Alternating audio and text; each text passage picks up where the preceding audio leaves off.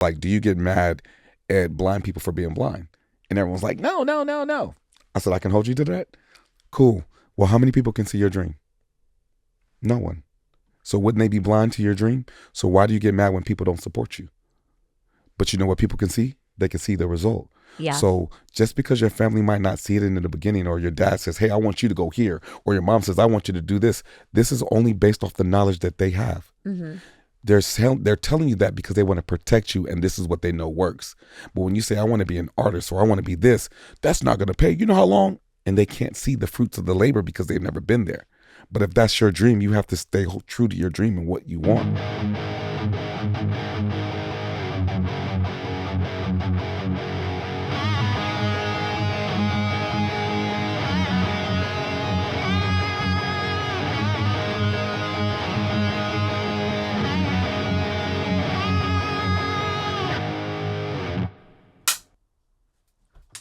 Producer Will, thank you so much. All right. I'm going to grab this. Get your weapon. I'm ready to go. Ready to rock and roll. Honestly, I think my favorite interviews are with guests that do podcasts because Really? you understand it. Yeah. You understand it. It's a whole process, especially like when you're looking for guests. Yeah. Well, it's funny because now I've gotten to the point where people are finding me, asking me to come on the show, which is really cool. So I'm super grateful for just creating something different where people can have the opportunity to showcase who they are. Yeah. So I'm really excited about that. It is. It's incredible. So I looked up your podcast. Yes. So Whispering to Your Soul, that's the podcast, correct? Yes. That's the name. Yes. And I loved the mission statement basically of your podcast. Mm-hmm. Positive controversy helps foster healing, love, and laughter. Yeah. I really liked that. Because I believe that you got to get at the root of things. Oh, you for know, sure. To be able to fix something instead of being able to put a Band-Aid on it. So my podcast, Whispering to Your Soul, is just about a time capsule of love. Okay. Because one day we won't be here anymore. And if someone wants to know about the amazing Danii, they'll be able to go back, click, press play, and check out an interview and get a Costco sample of who you were. Yeah. And, you know, where you're going and the impact that you wanted to make. I appreciate that. And like I think it's like leaving a legacy, right? Absolutely. And I think it's hard sometimes in the moment to think about that. Like for me, like I don't think about like someone in like 20, 30 years could look this up and they're listening to it. And it is like just a capture of that time and how, you know, a person might feel or look like or what's going on in the world. So it's a very like holistic way to look at things. Yes. My goal is just to collect as many testimonies as I can. Because everyone has a story. Mm-hmm. Everyone goes through something different. And how people solve their issues could be a roadmap to success for yourself. You know what I mean? When you're going through something. So if you ever feel stuck, you be like, well, I watched this interview and this person tried this. Let me see if it works for me. Right. And whether I know one shoe doesn't fit all. Yeah, for sure. To give you different options to be able to find healing is important, I believe. Oh, absolutely. Yeah.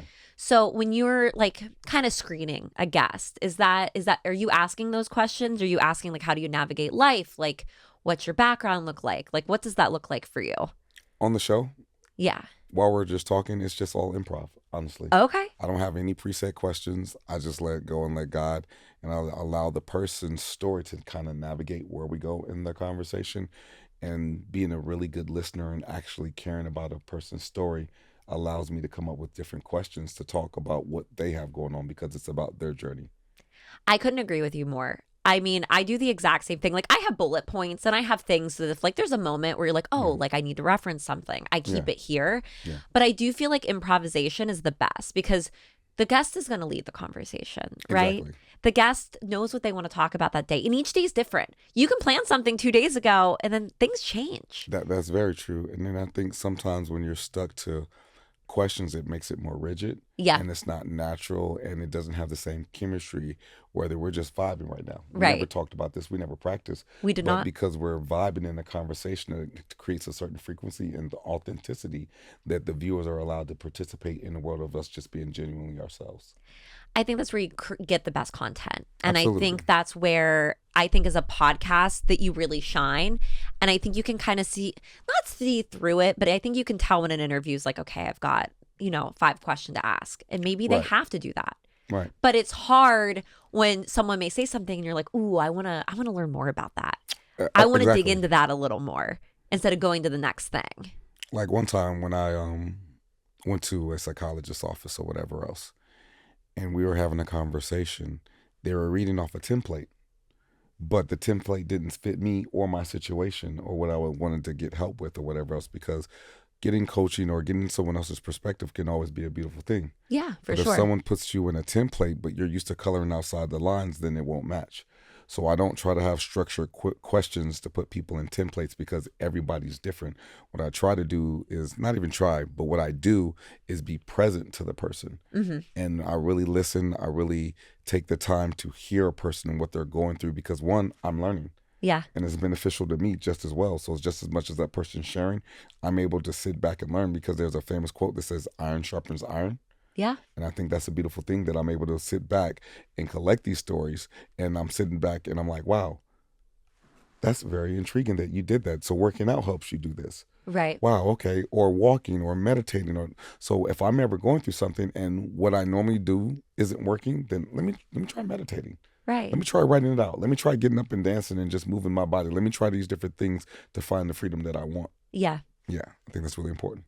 It is. And it's important as a person, I think, to be open to that. Yes. Right. And being able to be like, oh, well, if this isn't working, let's pivot. Let's do something else. Let's try something else. Let's, like you said, move your body. Or maybe it is meditating. I've tried. Yeah. I have tried to meditate, and it is not for me. I don't know that I'm just able to sit with myself. Mm-hmm. And I think it's just because of my sense of humor and who I am as a person. I'll sit and I'll be like, this is so stupid. And then I just go on to something else. And some people, that's not for me. Right. But that's not to say that you may benefit a lot from meditation. Me, well, sometimes I'm a busybody, so it's hard for me to sit still as well. You don't say. But when it comes to meditating or whatever else and just taking some time to myself, I think that it's important sometimes just to shut everything off, get away from the video games, get away from the cell phone, get away from social media, and just spend some time with me. Is it very difficult to do? Yeah, because it's a muscle that I haven't practiced. Yeah. And anytime you're doing something different, it's going to be a little tough. It's like going to the gym. You're not going to get in shape if you go to the gym one time. Right. And if you consistently go to the gym, you're going to have to go through the process of being sore. Nobody wants to be sore. But what's on the other side of the soreness? The results that you want. Absolutely. So sometimes I have to sit with myself and force myself to do something that I'm not used to doing. Mike Tyson has an amazing quote. He says, sometimes you have to do the things that you hate like you love it. Oh. And I was like, wow. That's interesting. He is like, because what's on the other side of your excuses? What's on the other side of procrastination? What's on the other side of not doing all the things that you will say you want to do? What's on the other side of climbing that mountain? It's the freedom that you say you want, but success has requirements. Your dream has requirements. And are you willing to meet the requirement of your dream in order for it to come true? Right. And I just think that's important. It's very important. And it's a way to think about, and a previous guest and I were talking about this, and I am interested to hear how you feel. Yeah. So if you have a goal in mind, if there's something that you are like, I'm going to do this is what, my projection is, I'm focusing on this one thing, what does that process look like for you? How do you navigate that? It's interesting because I was watching this thing where they had an aquarium. Okay. And in the aquarium, they put Nemo, and then they put a piranha in it. Okay. And every time the piranha saw Nemo, he ate him. Over and over again, right? Poor little Nemo. I know, Nemo. But then what they did was they came back and then they put a glass cylinder between the piranha and Nemo. Okay. So when the piranha saw Nemo, he kept hitting his head on the glass cylinder. Yeah. Eventually he stopped, because if you hit your head against the wall, it's going to hurt. Right. And so what they did was they came back and they removed the glass cylinder. So now when the piranha saw Nemo, he just swam around it.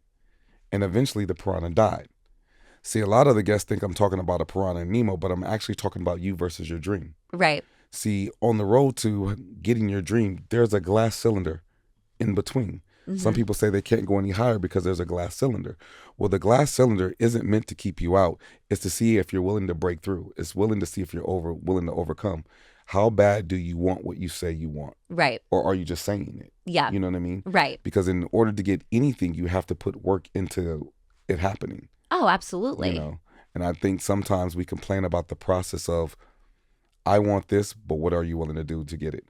What is your why? Do you even understand why you want what you say you want? Because on the days that you want to quit and the days you want to give up, your why is supposed to be the reason to help you get over the hump of getting to the other side. Yeah. So for me, it's me just understanding my why. You know, understanding my purpose, understanding that I want more, understanding that I want to be able to provide for my boys that I never had as a kid. You know what I mean? Yeah. And what's on the other side of getting there. Because there's one thing to talk about it. It's another thing to actually live it. It is. It's a different thing to do the action versus just speaking. Yeah. If you're just speaking, you know, you can speak all day. Yeah. You can talk about what you want all day. Yes. And I think it's interesting too that you referenced the glass cylinder, because I do think there's this like this invisible like limitation. Yeah. That maybe we don't realize that is there. Mm-hmm. And that could be where we grew up. It could be our environment. Yes. It could just be learned things. And you don't even realize that like maybe that's holding you back. 100%. You know? Like looking around here, right? You have plants and stuff, right? And the funny thing about plants is a plant, you have to put dirt in it. Mm-hmm. You have to put the seed in it. You have to water it. You have to nurture it. You have to take care of it in order for it to grow. Right. But if anybody knows anything about gardening, sometimes a pot can stop a plant from growing to its fullest potential. So you have to take the plant, you have to dig up the dirt, you have to take it out from with all the roots, and you have to put it in a bigger pot and replant it so that way it can grow to its fullest potential. Right. And the reason why I said that was based off of exactly what you said. Sometimes your environment can stop you from growing. Mm-hmm. Sometimes you need to change. You need to leave friends. You need to leave situations. You need to put yourself in bigger and better situations that actually fit your dream and fit where you're going. You know what I mean? Yeah. In order absolutely. for you to grow to your fullest potential. I think it's something that I heard is like, if you're uncomfortable, you're probably doing something right. Yeah. You know, and I think that's just a perfect example of that. Like you can be comfortable. You can stay in one place.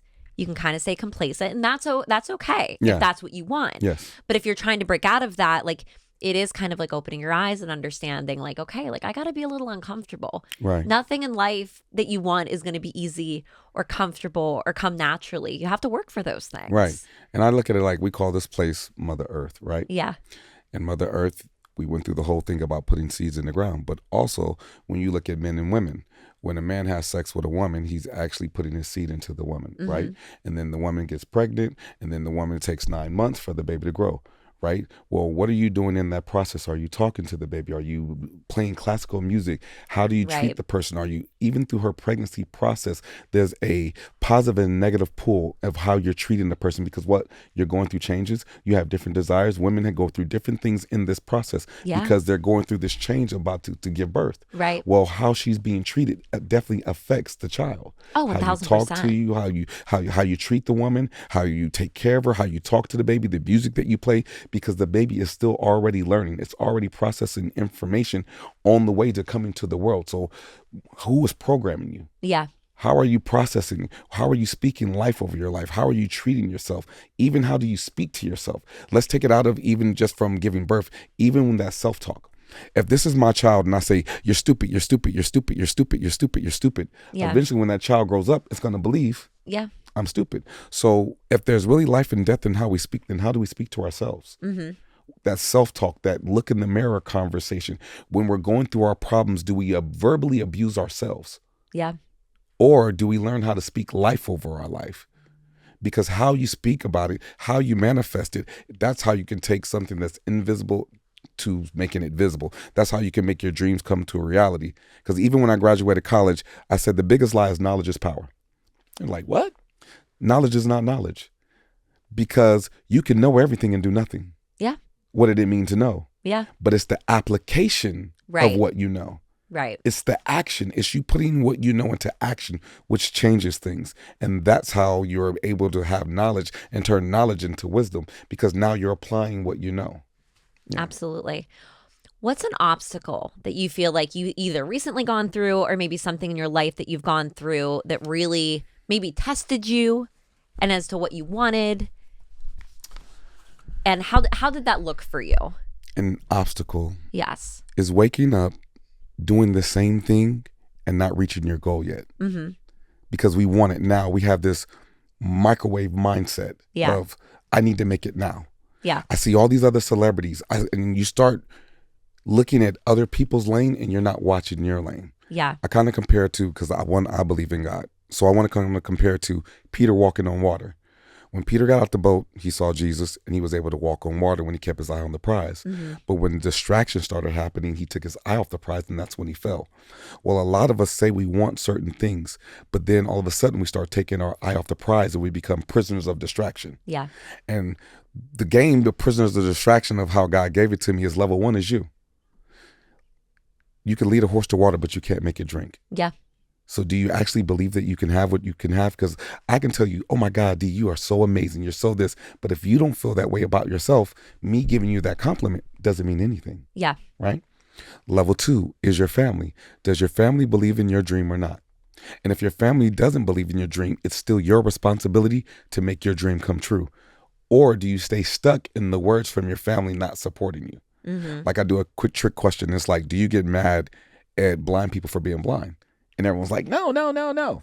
I said, I can hold you to that? Cool. Well, how many people can see your dream? No one. So wouldn't they be blind to your dream? So why do you get mad when people don't support you? But you know what people can see? They can see the result. Yeah. So just because your family might not see it in the beginning, or your dad says, hey, I want you to go here, or your mom says, I want you to do this, this is only based off the knowledge that they have. They're telling you that because they want to protect you, and this is what they know works. But when you say, I want to be an artist, or I want to be this, that's not going to pay. You know how long? And they can't see the fruits of the labor because they've never been there. But if that's your dream, you have to stay true to your dream and what you want. Right? And then level 3, your friends, the people you hang out with. Are your friends just smoking and joking or whatever else?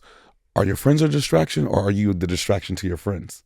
Right? That's interesting. Right? Because you can be the distraction as well. You can be. I love Kobe Bryant. Rest in power and love. Kobe had a quote where he said, friends come and go, but championship banners hang forever. And real friends understand that they can't hang out all the time, because while you're working on your championship, D, I need to be working on my championship. Yeah, exactly. But when we come back together, we'll have more to talk about because we earned the championship banners of our life. A lot of times we don't have anything to talk about because we're not working on anything, because we're too busy distracted. We're too busy messing around, joking and playing, and a lot of us just exist. Yeah. And there's a big difference between living and existing, which brings me to level 4, right? Level 4 is the person you give your heart to. Like when Neo was in the Matrix and he was becoming the one and he saw the woman in the red dress. How many times have you turned around for the wrong person? How many times have you made the excuse of, well, it was the potential, right? And I saw, well, you got to believe a person for who they are, because I don't care how much of potential a person has. Once a person shows you who they are, that's who they are.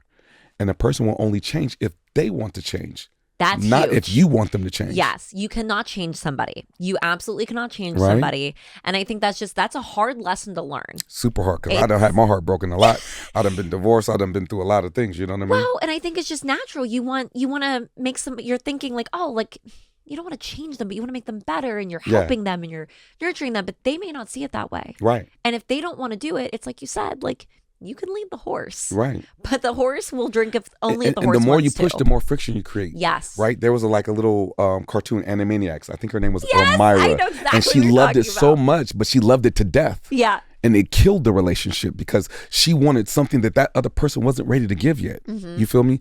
And you got to love yourself. So a lot of us pour from empty cups, and then when our cup is empty, we're angry. Right. Because our cup is empty. Well, it's your fault, because what's your cup is your cup. And that's for you. What you're supposed to do is allow your cup to fill up and allow people to get the overflow, so that way you're never empty. Yeah. So we got to stop pouring from empty cups. And if our cup is empty, we got to stop blaming other people for choosing to pour out of our cup because we didn't have to. And then the next level is opportunity, right? In the military, we call it the P's. It stands, because I used to be in the Army. Shout out to all the veterans. In the Army, they say piss poor planning leads to piss poor production. You say you want this, well, what is your plan? What are your milestones? What are you doing to have the benchmark to check to make sure that you're working towards what you actually say that you want? Right? And then the next level is mentorship. Someone's been playing this game longer than you, this game of life. Someone was here before us, right? Yeah. Are you taking notes? Are you learning? Right? Because mentorship is so important, because someone can save you the heartache of going through something if you're just willing to listen. Yeah. And if you don't have that person, it's okay to learn through the heartaches, because it only makes you stronger and it prepares you. And then the last level is you finally get what you want. The dream finally comes true. My mentor, shout out to Byron Nelson, says, ego stands for edging God out. Do you think you got there by yourself? When did you become all of that? Don't look at me. Do you know who I am? I'm a star. Do you know who I've worked with? You're just a regular human being doing a job that you love. Mm-hmm. I don't care how much money you have in your bank account. You're still just a person. Because when you pass, you can't take none of that with you. You cannot. Denzel had a dope line. He said, I've never seen a U-Haul behind a hearse. I love that. Yeah. I love that. I love that. I think it's so brilliant. Yeah. But at the same time, while you're here, Les Brown says the richest place is the graveyard from all the unborn ideas. Ooh, okay. Right? Yeah. There are so many talents that you have. The question is, will you give birth to the talent? Mm-hmm. Will you give birth to your gift? Will you nurture, water, and take care of your seed? Right? And then he said, imagine that you're at your own funeral. And then you see your casket. And when you open your eyes, you see all your talents around you saying, hey, why didn't you use me? Mm-hmm.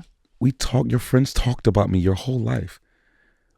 We have talents, but yet we allow other people or life or social media to put a cap on our gift based off of someone else's opinion, based off of thinking that we'll be embarrassed, based off of thinking, you're going to do a podcast? Girl, you know how many podcasts are out right there right now? If I had Why a nickel. would you do it? If right? I had a nickel for every time I heard that. Yes. Why would you do that? Why? But guess what? Your podcast right now has given someone else a platform to be able to come and share their story. Mm-hmm. So by you trusting yourself, you became a lighthouse for all the lost boats at sea, because now we have a place to come and showcase our light because of you. Because you said, you know what? I'm not worried about the boo birds. I'm not worried about the energy vampires. I'm not worried about the dream blockers. I'm going to do this because this is what's on my heart, and I have something to say, and I'm going to be amazing at it. No one can do the podcast the way you do your podcast because it's yours. Yeah. Like, this is something for the audience, right? And it'll change your life. When we were kids, we used to put glue on our hands, right? Yeah. And when the glue dried, we would peel the glue off our hands, and there was something magical in the glue. What was in the glue was your fingerprints. Tell me someone with your fingerprints. It's only me. Tell me someone with your DNA. It's only me. So that right there is proof that you are one of a kind. You are our masterpiece. You were handcrafted. There is not another you. So by default, since the day you were born, you are already the best you. The question is, do you choose to be the best you? Mm-hmm. Or do you choose to allow other people to influence you or trick you out of the greatest version of you? Yeah.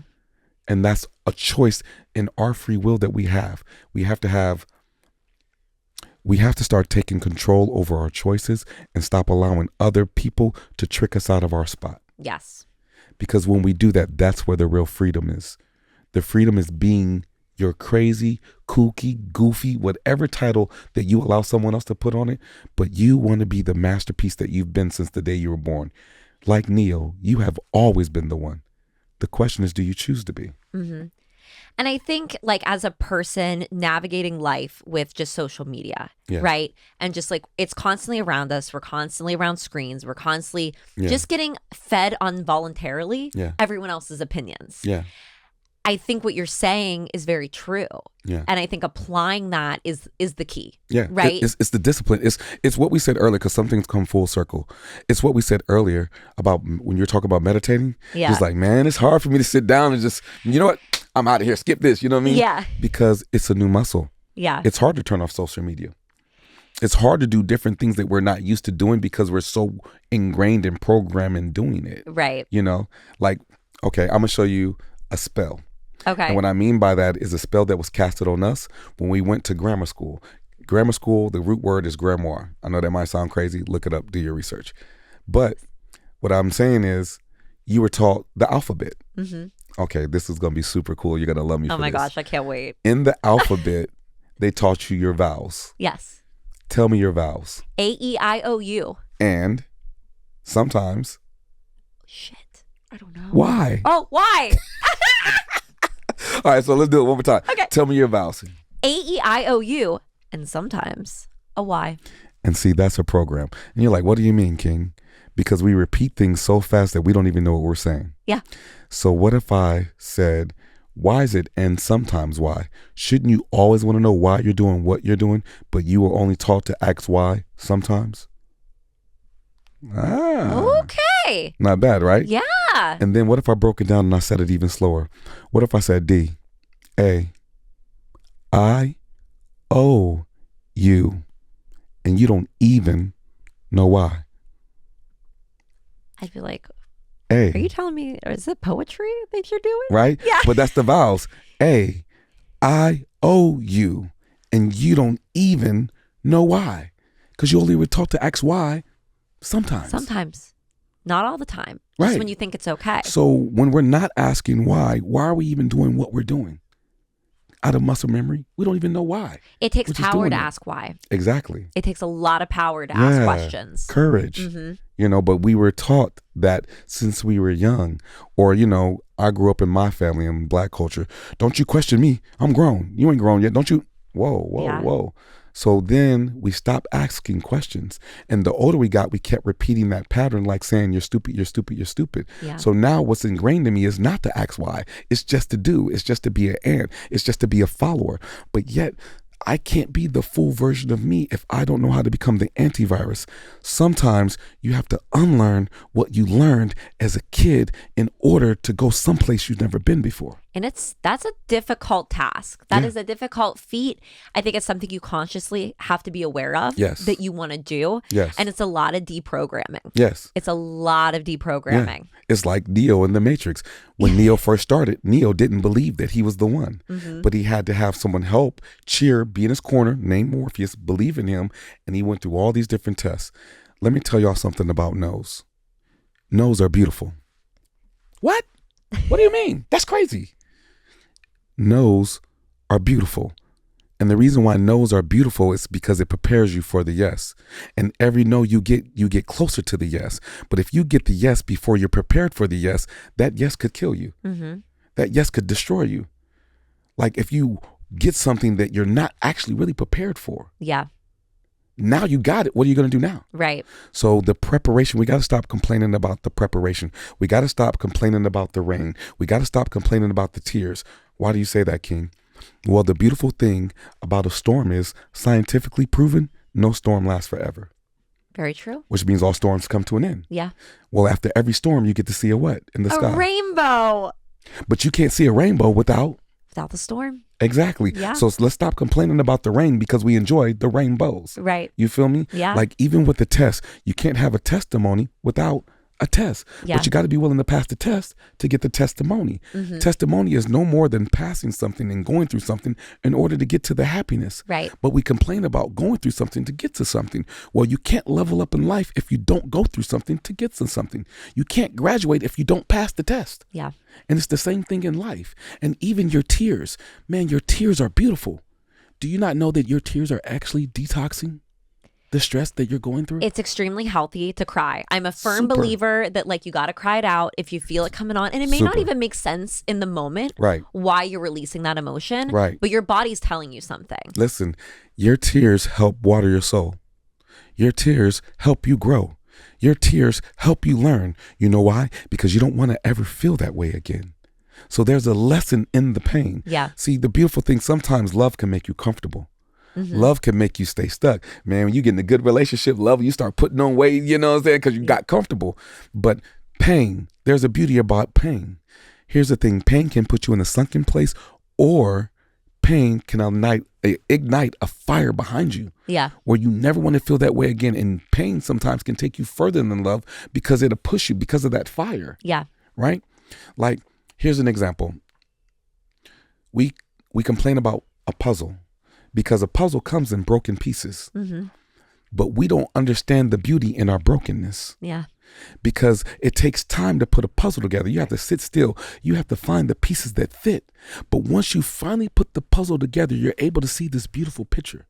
Well, in art, do you not know that a piece of art has more value when you can take something broken and put it back together? Well, if that's true, then look at a person. Our broken pieces, when we heal from that, we're stronger, we're more beautiful, we shine brighter. So our brokenness is actually our beauty. There's beauty in our imperfections, in our struggle, because now all the storms that you've been through, is proof that it didn't break you. Well, King, how can you say that? Because you're still here right now. Yeah. One moment doesn't get to define your life. You do. Yeah. So when you start healing from the brokenness and you start putting the puzzles together and you start loving yourself, you start understanding your boundaries, there's a beautiful picture that you're putting together. Mm-hmm. And sometimes we're so busy doing the work, we don't get to see the beauty of it. Right. It's hard to step back and see the bigger picture and see like, yes, you've been working and you've been improving yourself and staying on this goal. But then like it takes a moment to be like, oh, like I need to step back and see what that finished product is. Yeah. So what you're saying resonates a lot with me. And like, this is a very different conversation, which I knew it would be. I told you. You did tell me, you said, buckle up, girl. And I said, okay. But so I don't talk a lot too personally on this podcast, but I will share this. So I lost my dad last Christmas, just this past Christmas. And rest in power and love to your dad. Thank you. Yeah. And that was the scariest thing to me. I was like, how am I going to live without him? He was my best friend. Anytime I could call him, he gave the best advice. He told the best stories. Like he just, to me, was just this almost untouchable person in a sense. And after I lost him, I'm like, I don't know what to do. Yeah. And I think there was a lot of guilt that I had because I found out he was sick right before I moved. Wow. And he said, do not let this hold you back. Yeah. He said, you leaving is not going to change my health. So go live your life. Come on, Dad. And be happy. And I think I'm going to cry, but like, I think like now living makes me just, it's that pain that puts a little bit of power behind you. And it's your way of honoring him. See, what your dad knew that you didn't know, he trusted the seed that he planted a long time ago. Yeah. He trusted how he loved on you. He trusted how he talked to you. He trusted the fact that he did a good job raising you, and without him being here, that you would be able to be this amazing person. So whether you know it or not, he's still smiling from heaven, watching reality TV, being proud of the seed that he raised, that he loved on, that he talked to. All the conversations that you remember, energy never goes anywhere. So your dad is still living with you right now. Yeah. Which brought me to my dad, because my dad's no longer here, right? But I never knew my dad.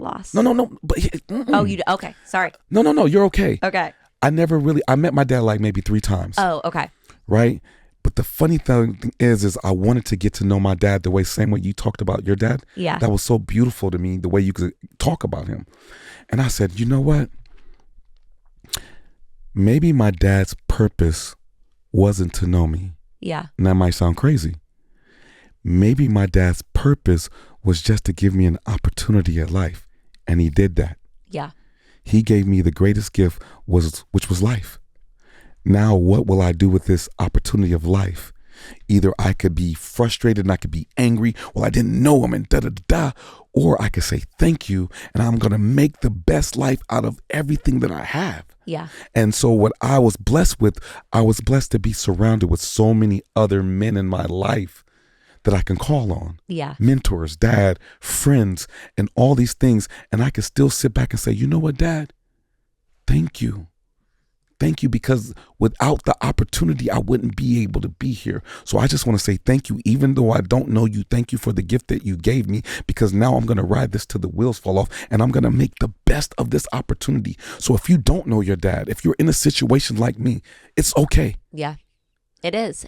And love yourself. You feel me? Forgive, because we've been tricked that forgiveness is a weakness. Yeah. And forgiveness is the greatest strength that you can have, because when you can forgive yourself, you're able to let go of all that emotional baggage that we're carrying.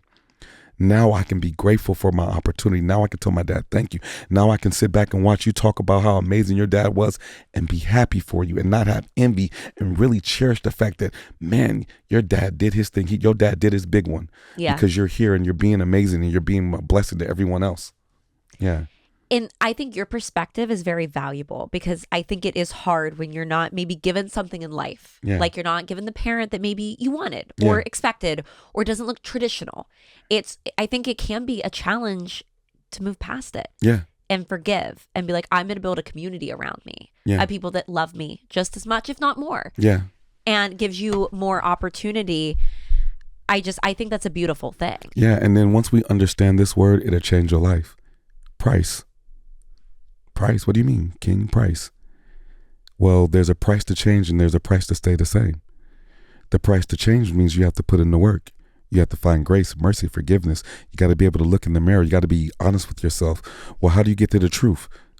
Well, the only way to get to your truth is to understand your lies. And in your lies, you'll be able to find your truth.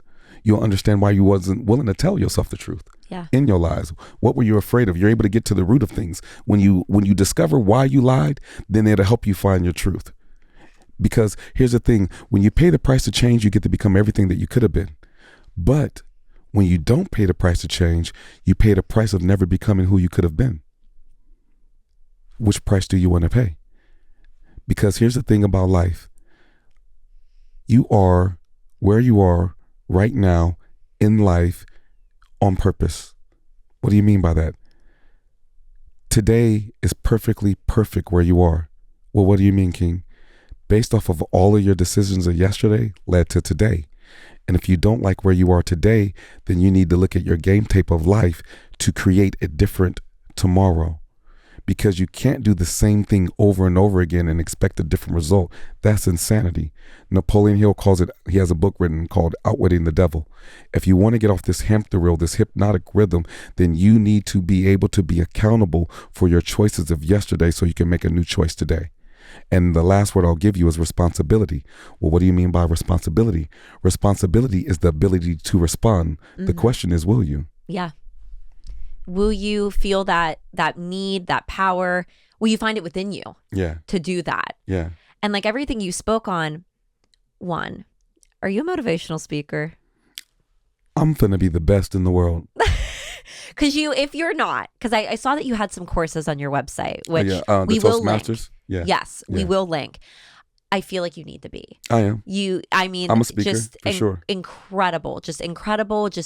It's thought provoking. Yeah. And it's really like, and I hope that my listeners like this, break from our normal. And like, we like to have fun and we like to talk shit. Yeah. But I love this like deep insight of like, and I think it's coming at a good time of the year, right? Yeah. It's still kind of new. We're getting into the thick of things, but maybe change some things around. Like look inward. What do you like? What do you not like? Yeah. Like I said, like we're surrounded by distractions. I think the biggest thing for me personally, and I'll share with you, is it's hard with social media, how you said like to stay in your lane.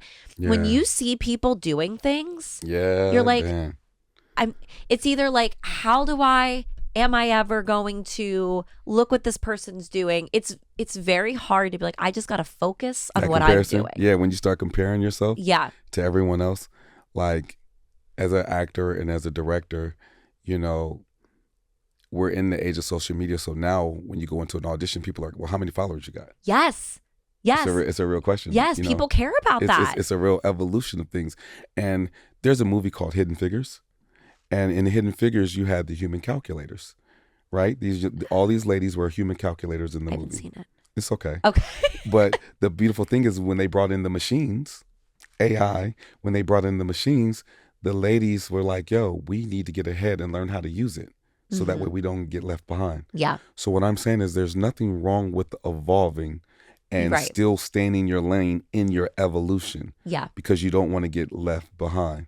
So I think that's really, really important for us to continue to evolve in our lane because we're not just one thing. Let me ask you this. Are you the same person you were yesterday? No. Are you the same person you were a year ago, 5 years ago, 10 years ago? King, if you'd have met me 10 years ago, you'd be like, who is this girl? Right. But so that's proof that you can evolve. Yes. So that's what I'm saying. Even in this whole realm of AI and where the world is going, we are so talented and so amazing beings that we're able to evolve. We're able to change. We're able to be more than what we ever thought. But it does take work. Yeah. And patience is a virtue. Are you willing to be patient enough for your time to come, or do you force it? Yes. Yes. And I think that's important. I think it's very easy now, too, to be very impatient. Yeah. And to feel like, oh, well, this should happen right this moment. Right. Or like, I've made 3 posts. It's just like, it's hard to see those things. I think there's also an understanding of like, things don't happen overnight. Like you said, you do have to work on it. For some it does, but that wasn't your journey. Right. And you don't know what's behind the veil of what that person's going through. Right. Like one big shout out to my brother, RJ Collier. He played the Blue Power Ranger. He's in White Boy Rick, Emergency. He's done so many different films. Big shout out to my bro. When he came on Whispering to Your Soul, he said something that just blew my mind. because you see an RJ in all these movies. Yeah. And as an actor, you want to be there. You want to get consistent work. You want to make it. Right. But RJ said, you know what? I don't know what's scarier, being homeless or being famous. And you're like, wait, what? What? Because when you want that, you create your own perspective of what you think it really is. Mm-hmm. But when you are that, you know what's behind the veil. Yeah. And when he was explaining it to me, he was saying when you're homeless, you're looking for the next meal. You got the regular dangers and things like that, right? Right. You have an understanding because you know what it looks like. Yeah. But when you're famous, you don't know who the person is in front of you. You don't know if it's really a genuine fan.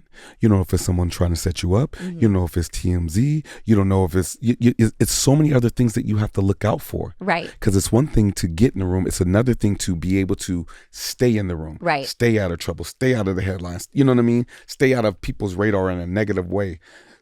Because I don't care who you are. Whatever level you're at, they say different levels, different devils. That's a real thing. Yeah.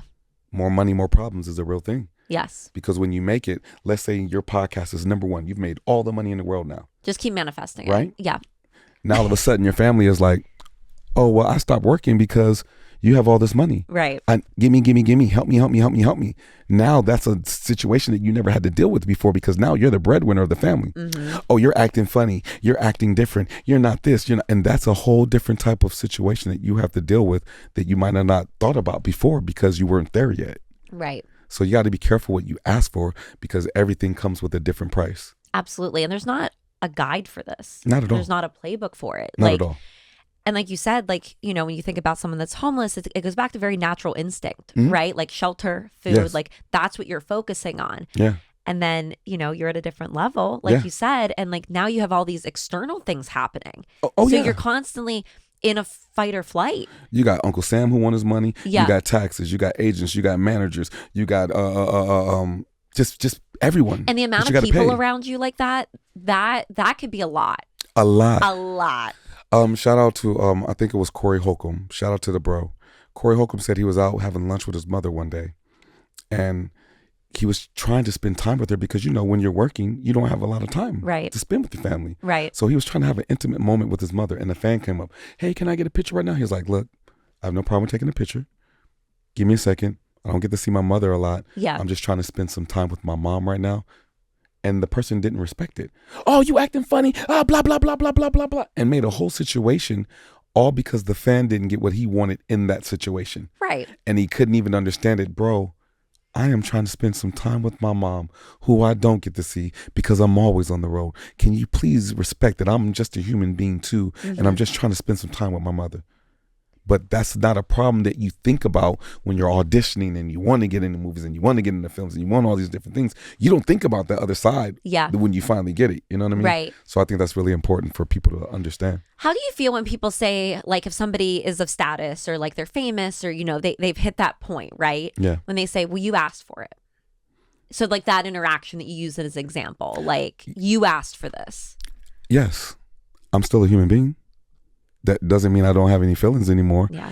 And it's funny that you talked about me being a speaker. I'm doing a speech right now, and it's called The Movie. The first title was The Movie of Your Life. And I said, isn't it crazy how we go to the movie theaters, right? And we enjoy a hero's journey. Mm-hmm. We go crazy over celebrities.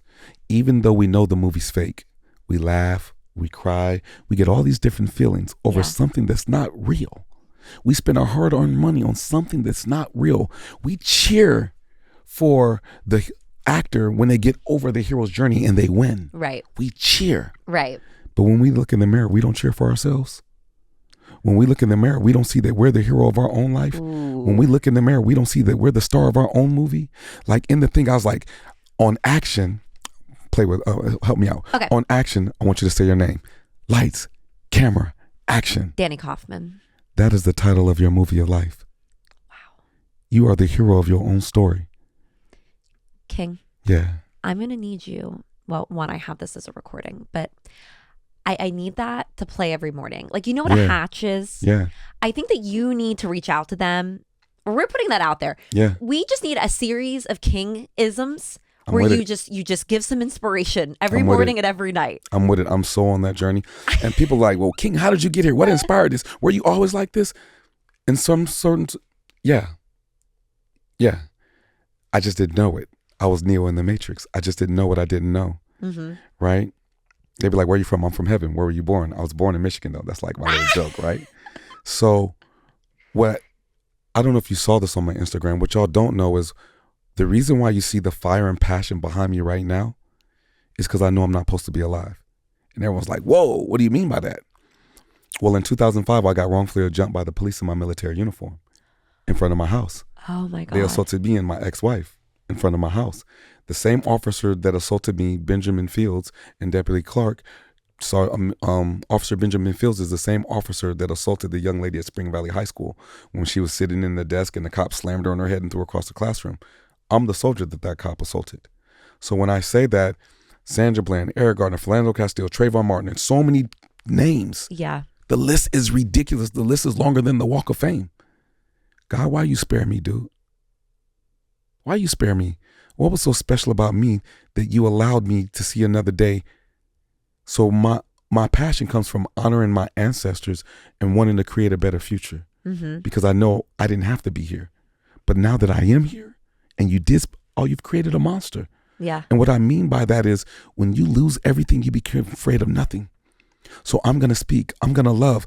And that's what I mean by one moment. That moment doesn't get to define me. Yeah. Yes, we were found not guilty on all charges. Yes, I'm still waiting for my day in court. Yes, I still get angry. Yes, I still get frustrated. Yes.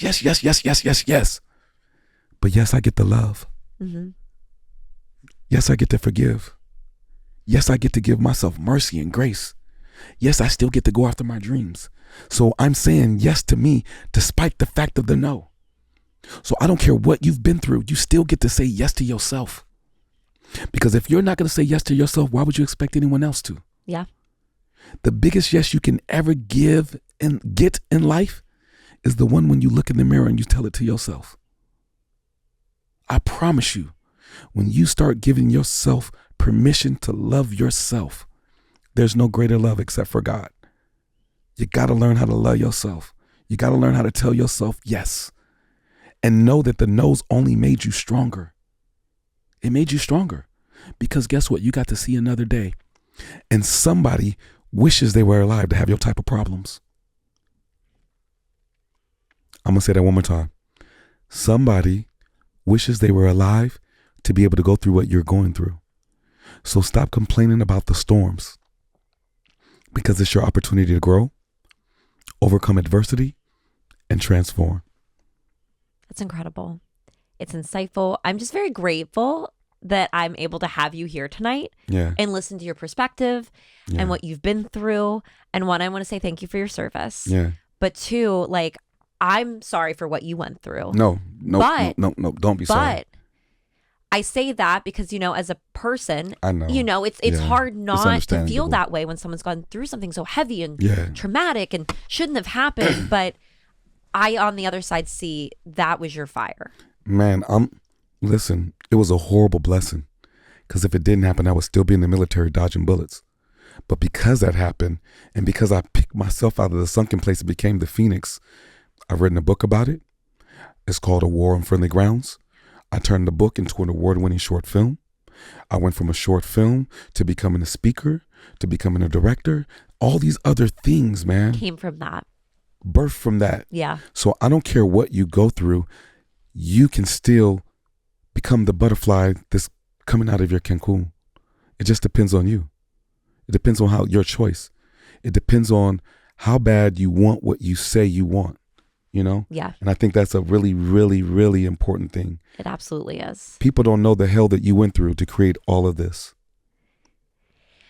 I think it's hard for people, one, if you don't have an understanding, because of course we're not going to understand everybody's journey, right, and everything that everybody goes through, right, and what their passions are. But yes, like, it's not a simple me coming in and sitting down. Not at all. Like, we had to cross paths. Yeah.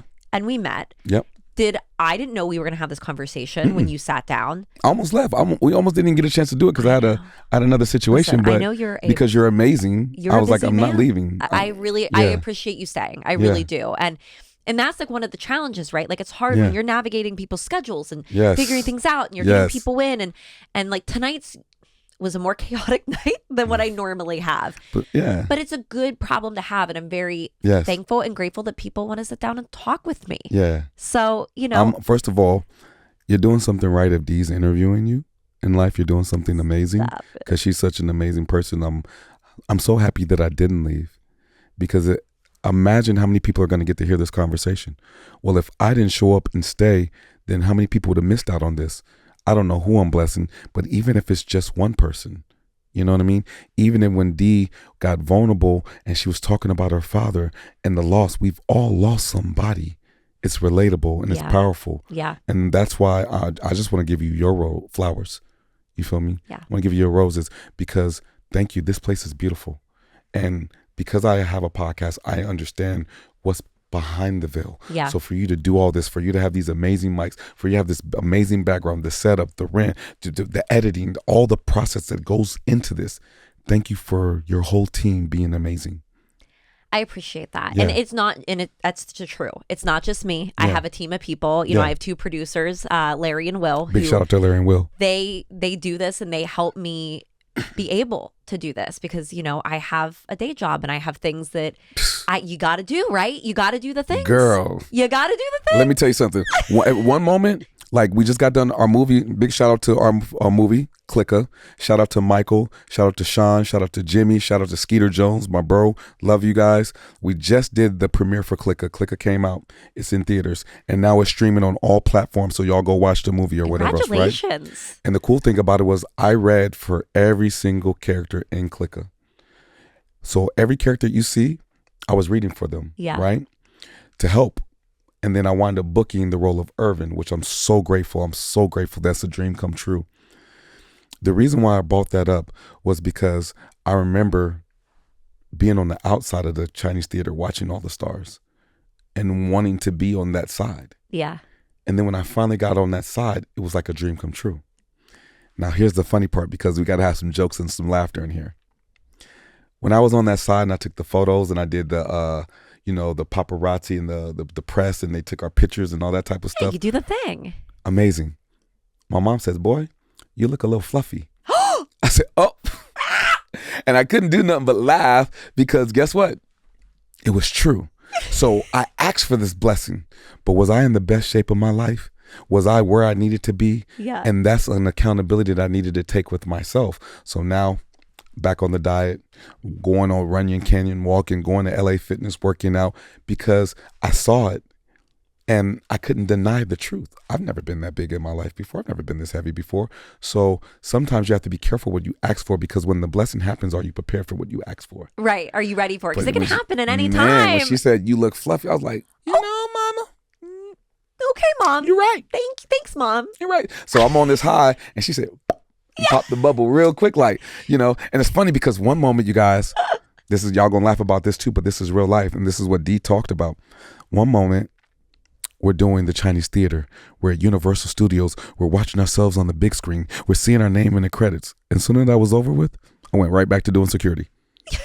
Yep. You just go right back to what you were doing before. Yeah, the moment was great. Yeah. But life is still lifing. Life is still lifing. So I went for the red carpet, back to security. I went from Mr. Martin, we know you like orange juice. Would you like a water? Would you like this? You have your trailer and all these different things. Right back to security. I went from being on HBO Ballers, had my own trailer and all these amazing things. Because when I first got here, I did security, right? Yeah. And I was like, man, God, this ain't what we talked about, bro. I don't know what. Hey, bro. Hold on now. Let's get. And God was like, shut up. You were just on the ground getting beat up by the police.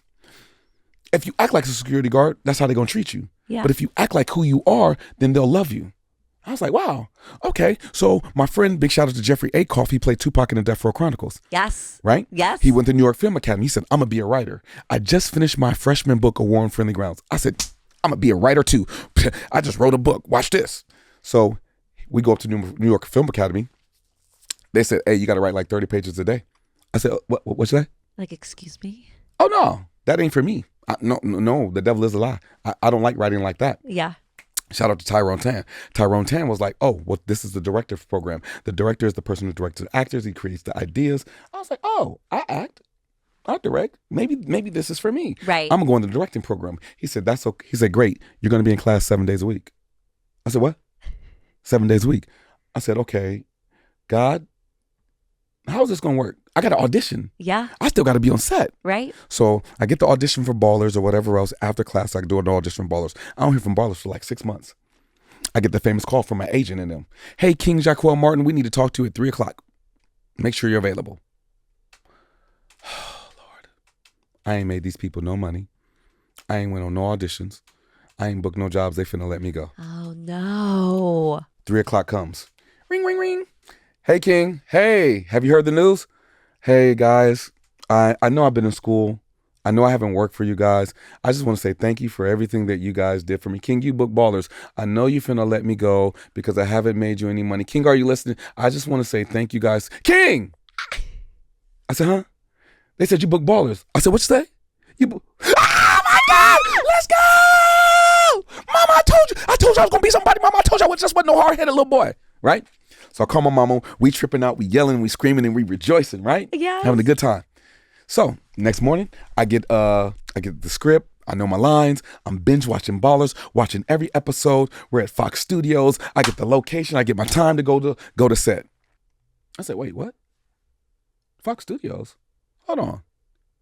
Do you not know when I first got here, Fox Studios was the same place I was doing security at? The same people I was doing security with was the same ones that walked me to my trailer. They looked at me. I looked at them. I'm like, but if I can do it, you can do it. So instead of acting arrogant, I was encouraging. Right. They walked me to the trailer. Man, I get on set. Shout out to Chris Lofton. Shout out to Donovan Carter, London Brown. Shout out to the whole Ballers crew. You feel me? Shout out to Rob Wise, the director. He was directing that episode. I'm in season 5, episode 5, right? So I meet Chris Lofton, who's amazing, brilliant. He's the co-lead with Tommy on Power Force right now. Okay. Brilliant, talented young man. You know, Chris was like, bro, you the reason why I ain't getting paid no more. I was like, what you talking about? He's like, don't you kill me in this episode? I was like, oh, you got jokes. Shit. Right? Yeah. So yeah, jokes. So that was super cool. So somehow on Ballers, they found out that I was the soldier that got wrongfully assaulted by the police. So they took me to the creator of Ballers because in season 4, episode 10, they did a shut up and dribble Colin Kaepernick style version of Ballers. When I met him, I spoke to him and I just said, I just want to thank you. You have the hottest show on HBO. You don't have to talk about this topic. Yeah. I never knew that somebody in Hollywood cared about somebody like me. And I just started crying, right? Yeah. Because police brutality is real. Yeah. People don't want to talk about it, but it's a real thing that we face in this country. Yeah. And so he spoke on that. And I was like, I wrote a book. He's like, you did what? I said, I wrote a book about it. He said, go get your book. Luckily, I had a box of books in the car. D, do you not know that I did a book signing on Ballers? Shut up. The same people that I was binge watching and celebrating were the same people that I was giving out my autograph and my books to on set. And I was like, man, God, if you would have told me this the day that I was getting beat up by the police, where I didn't know if I made the right decision to protect my wife or not in that moment, like, because I still wonder if I made the right choice, but we're both alive and we're both doing well, so I must have did something right. If you would have told me I would have been here a long time ago, D, I would have fought you. I would have spit in your face. I would have said, get out my face, stop playing with me. Because in the sunken place, you can't see. Yeah. You can't see where you're going. You don't know what's on the other side of the pain. Yeah. Because all you see is the pain. And I'm like, I'm a good person. I serve my country. I'm doing things right. Why is this happening to me? Mm-hmm. Why not you? You can handle it. You're going to be okay. Because when you endure the storms, full circle moment, D, you get to see the rainbow. Yeah. I'm in my rainbow. I'm on the other side of the pain. And I'm telling anybody, if you could just hold on a little longer, I promise you what's on the other side of whatever you going through is beautiful. No storm lasts forever. I promise you that. But I know you can't see it in the middle of the storm. And I know it's harder when you're in the storm. Yeah. The loss of your dad, the loss of my father, we didn't even know about that about each other, Yeah. But there's something on the other side of everything. The question is, are you willing to get to it? Mm-hmm. funny story a pastor said. He said, you know what, me and my wife, we just finished church and stuff, girl. We was going to get some Bojangles. We had to go get some chicken, some blueberry biscuits, and that sweet tea. I was like, wow. And then he was like, on the way home, we had a great conversation. So we get there, he's like, girl, what you want? And you know, sometimes it's hard for y'all to order. Listen, you feel me? It's a real thing, right? Okay. So they finally got the order right. They finally got the chicken. They finally got their wings. They finally got their bowberry biscuits. They finally got their sweet tea, or you know, that's what they ordered. So on the way home, they having a good conversation and everything else. And when they started eating, they were eating the chicken and they were eating, you know, the blueberry biscuits. But you know, when you eat them biscuits, you might need a little something to drink. Yeah. What they realized is they left the sweet tea, and it was all across town. And so the husband said to his wife, baby, I'm going to go back and get the tea. She was like, what do you mean? Why would you drive all of it? He's like, because I paid for it. It's paid for. Yeah. So I got to go back and get it. See, in this story, a lot of people think I'm talking about chicken and bowberry biscuits because it's funny. But what I'm really talking to you about is your dreams. See, a price was already paid for you to be here. Mm-hmm. You know how many ancestors have given up their life and all the things that they've done? I don't know if you believe in God or not, but even God, when he died on the cross for you, a price was already paid for it. Your dreams. The question is, are you willing to go get what was left for you? Yeah. Because a price was paid. A price was paid for all of this, D. Are you willing to show up and show out every time you get here? Or will you let the distractions of the day be like, man, I had a hard day, so when I get on the interview, I don't know. Listen, I'm not going to look at Instagram the same way after our conversation, King. I will say that. A price was paid for all of this. Yeah. But look how you show up now. And because you show up, you're able to get something. This right here is going to, you don't even know what's going to happen. This is about to be a Cat Williams moment for you. I think it might be. And not because I think I'm Cat, because I'm, shout out to Cat, shout out to the bro, because I'm King Jaquell Martin. And I'm the best version of me. You and are. The frequency of me being the best version of me will relate to anybody who wants to be the best version of them. I just can't even express how truly grateful I am for you coming here and sharing your story with me. Yeah. And sharing it for our listeners to hear. A little Costco sample. You know, just a little snippet. Y'all gotta come back for the meal. Snippet. You know, when I met him on the red carpet, I didn't think this was going to be the convo that we were going to have, but I'm really happy. Yeah, listen, I told you put on your seatbelt. He did. In all fairness. I wanted, and the reason why I wanted to have this conversation is because look at what the world is right now. We're on the brink of World War III.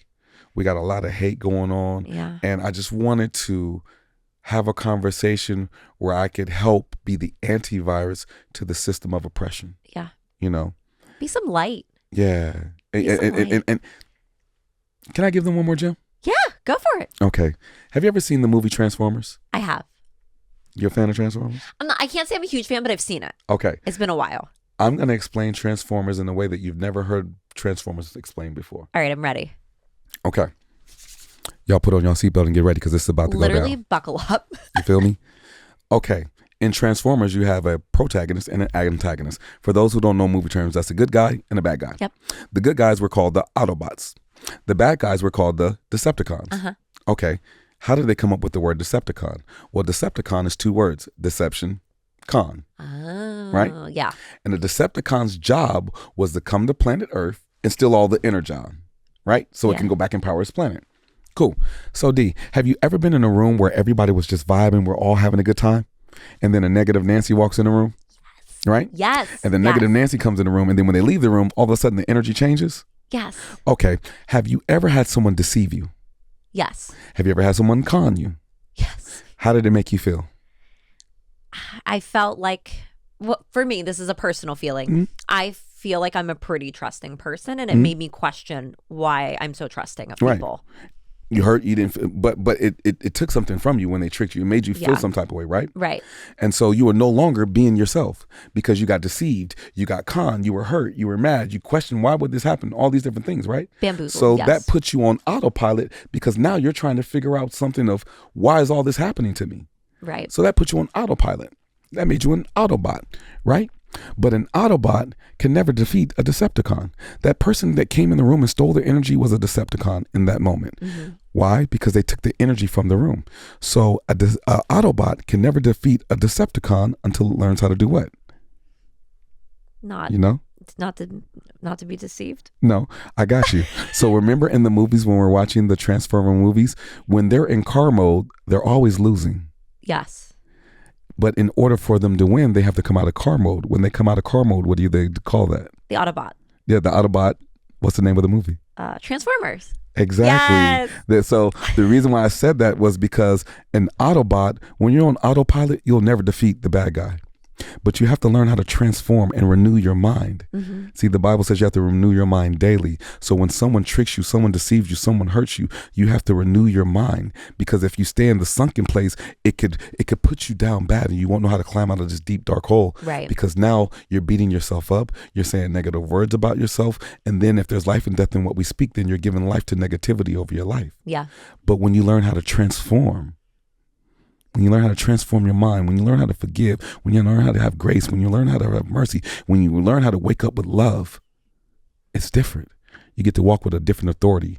There's something amazing about believing in yourself and taking action. Yeah. Because when you believe in yourself and you take action, here we go, full circle moment, y'all. We're like Neo in the Matrix. See, when Neo didn't believe, he wasn't able to defeat the agent. Mm-hmm. But when he did believe in himself and he did start taking action to save Morpheus, all of a sudden he started moving differently. Isn't it crazy when you walk into a room with belief and confidence and action, you're moving differently? Yeah. See, there's a power in love in yourself, because when you love yourself and you believe in yourself and you take action, you walk with a different authority about yourself. What I'll say about that too is I think there's some confidence in like faking it till you make it as well. Like even if even if you just have a little inkling that you're like, I can do this, I'm confident myself. And even if you've never done it or it makes you uncomfortable, if you just believe that you can do it, no one's gonna know. Let me ask you this. Are you really faking it if you're doing it? You might not be doing it right, but you're doing it. But you're doing it, right. Yes. So here's the thing. You're learning on the ropes. Everyone has a beginning, right? Everyone has to start learning somewhere, right? Yeah. So even while you call yourself faking it, while you're taking action, you're still just in the beginning stages of learning where you say you want to be. Mm-hmm. So technically, are you faking it? You might be faking the fact that you know it all, but the thing that it is that you're putting in action is actually learning, like speaking languages. Mm-hmm. Okay. I know, here's the thing, D, I believe this. I believe we know everything, but I believe we know what we spend time in. What we put our energy in is what we know. Yeah. If you spent time with speaking Russian every single day, eventually you'll know how to speak Russian. Right. Why? So because it's where you put your time. Yeah. So you could tell how successful you want to be with where you put your time. Mm-hmm. I know we all have jobs, but everything you see in this room, matter of fact, let me rewind that back. When I was in my depression, I met this young lady named Goddess Lahadi. Her name is Myrna Grant. God rest her soul. She was a part of CEO Spears, who Mr. Bernie Dorman, God rest his soul, who passed away. His wife, September Dorman, is now running it.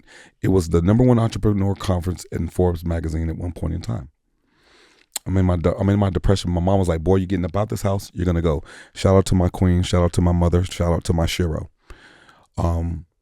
So she made me go to this place, and I'm walking around and I'm feeling myself, and I'm mad, and I'm trying to figure things out. Like, why am I here? I don't want to be around all these rich people, blah, blah, blah, blah, blah, right? Goddess Lahadi walks over to me, and she touches me on my stomach. I don't know this lady from Adam. I'm like, what the hell? Yeah. Like, right? Excuse It'd me? be weird if I just walked over and touched you on your stomach. You're like, King, you don't know me. It'd be a little weird. Right? I mean, we kind of know each other now. It might not be so weird. Not too bad. But still a little weird. But then she touched me on my forehead, and I'm like, what the?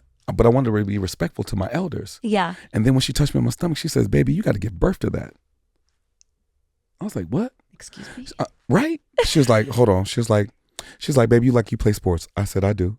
She said, who's your favorite athlete? I said, Kobe Bryant. I told her all the Kobe stats. She says, oh my God, you know so much about Kobe. Now, what's your stats? I said, what? She said, no. Oh. Keep that same energy. How can you tell me about another man's life, but you can't tell me about your life in the same light? I said, oh my God, who is this woman? Like, oh my, that's... Blew me away. Isn't it crazy how we know everything about everyone else's life, how many followers, where they're going, what they're doing, but we don't know what we're doing in our own life? Yeah. That's crazy. Then she said, D, everyone on the podcast, y'all see the podcast, y'all see the microphone, y'all see this clothes, you see this globe, you see this cup. What if I said, this isn't a plant? This isn't a drawer. This isn't a globe. That isn't a club. This isn't a wall. Would I sound crazy? What if I said everything that you see is someone else's dream? And if we're participating in everyone else's dream, who's participating in your dream? When did someone else's dream become more important than your dream? When did we become a slave to what everyone else's dream is? There's nothing wrong with you appreciating someone else's dream. The problem is we appreciate everyone else's dream so much that we don't appreciate our creations and our dreams. Because if we come from a creator, that automatically makes us creative. The question is, will we create? Or will we listen to the haters saying, why would you do that? Well, let me tell y'all something. Crazy is only crazy until you actually do it. Because everything that you see, somebody said they were crazy for trying to make it, but they kept doing it. But now they're no longer crazy because it's real. Yeah. So don't let someone trick you out of your crazy genius, because every single one of you have a unique talent about you. There's something about you. There's something that's so easy that you can do. There's something that you're able to do without even trying. There's something that you're just magnificent at. And the first thing is just being you. So when you stop worrying about Kobe Bryant and what his stats is, no disrespect to Kobe, because I do love Kobe and God rest his soul. Yes.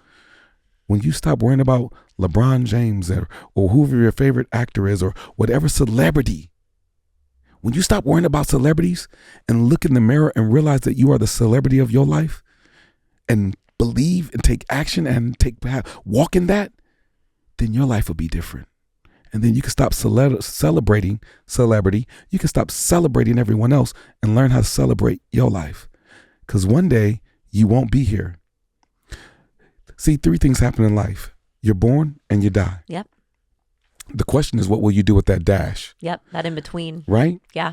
And so the dash is the day that your movie starts to the day that you die and you see your ending credits. And there are no small parts in your movie of life. So even your hater's name will be in the credits, but your character is defined by who you are when you face the midst of your troubles. Will you be happy with your movie of life? If not, I encourage you to write different scenes, because you are the star, the director, and the writer of your movie. What will you create? The last thing I'll say to that, just because it's so perfect, and it's a very important message for people to hear.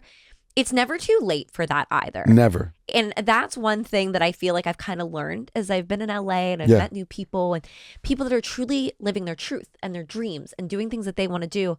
It doesn't matter what stage of life you're in. Right. You don't have to be 20 something. Nope. You don't have to be, there doesn't have to be a certain prerequisite to having those things. You can have that at any time in life. Not at all. So I just think it's important to be like, age doesn't need to hold you back. How about we prove it? Yeah. The lady was like 89 years old in Wakanda, her first role, and that movie broke records, and she was in Black Panther. She was 89 years old, I believe. Incredible. And that was her first role, and she got in the movie of her life, and that movie unlocked countries. It doesn't matter your age. Yeah. It matters who you're going to be. And big shout out to Ryan Coogler and Michael B. Jordan. I will work with you guys.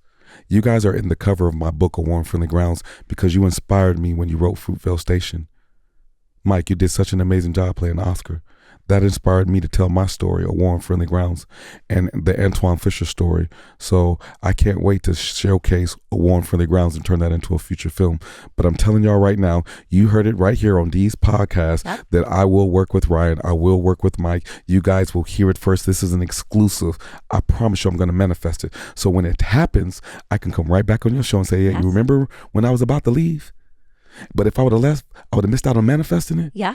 And look at us now. And look what's happening right now. And I can't wait for that day. Yeah. And we're going to cut that clip, Larry. We're cutting that clip so we can manifest it. Yeah. I'm going to send it to you and you're going to hold on to that. And we're going to hold on to that moment so we can celebrate. Absolutely. All right. I know you're a busy guy and you've got some Oscar things to attend. I do. So can you shout out your socials and just your website and things that you're working on so everybody knows? Absolutely. I'm going to leave you out with one quote and then I'm going to shout out my social media because anytime I speak, I always end it with this. 2 things. Amir Suleiman said, this is for you. Okay. One day you will be somebody's ancestor. Act accordingly. Okay. And I never saw myself as an ancestor. Nope. That's crazy. Yep. And then he said, do you not know that death has been chasing you since the day you were born? The question is, will it find you in your purpose or your excuses? Ooh. I want to be found in my purpose. Same. Right? And my quote that I want to leave everybody with is by King Jaquell Martin. If you die today, would you get an A+ on life's report card? If not, and you're blessed to see tomorrow, you want to live like it's extra credit. because tomorrow's not promised. We're all 6 degrees of separation from loving each other, but we choose to be addicted to poison. And every day we wake up is an opportunity to change your future, but it's a closer day to your grave. So what are you waiting for? You should be great with every breath you take, because it could be your last. You can find me on IG. You feel me? King Jaquell Martin. That's KingJaquellMartin. And you can also find the podcast Whispering to Your Soul, spelled just like the words Whispering to Your Soul. So tap in with me, DM me, King Jaquell Martin, KingJaquellMartin. And y'all tap in with Danii, man. She's doing some big things. You feel me? Thank you. What a transition. Yeah. That was incredible. You gave such a powerful quote and you're like, okay, now you can find me here. Right. Thank you, King. Thank you so much for being here. Thank you. I appreciate your time. Yes. Go do your Oscars things. He's dressed to the nines, guys. He's ready to rock and roll. Yeah. And thank you guys so much for listening to this episode. I know it's different than what we normally do, but I'm very happy that we did this. I'm glad. This was a breath of fresh air. I'm glad I got to be a little unique. You feel me? Yeah. And y'all make sure y'all look out for the Whispering to Your Soul clothing line coming soon. Ooh. Yeah. I'm going to need something. I got you. Okay. Too easy. And I got to get you to come on Whispering to Your Soul so I can get your testimony. Yes, please. I would love to. Yeah, please have me. We're going to y'all tap in with D. Y'all like, subscribe, share, comment. It don't hurt to show love. And if you want change, be the change. This is how you change things. You share positive things like this. Stop talking about the problem and let's be the solutions. Amen. There it is. I don't think there's anything better to say. Yeah. Thank you so much again for being on the podcast. Thank you for listening to another episode. And friends, we will see you next week.